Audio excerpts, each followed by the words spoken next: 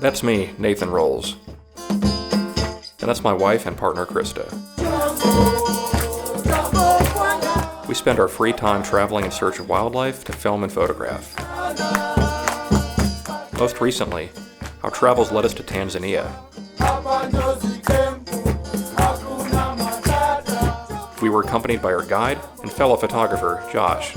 With his experience and expertise, we had the incredible opportunity to view nature in its raw form. From animals big to small, we were humbled and in awe of each. Join us in reliving some of these incredible moments.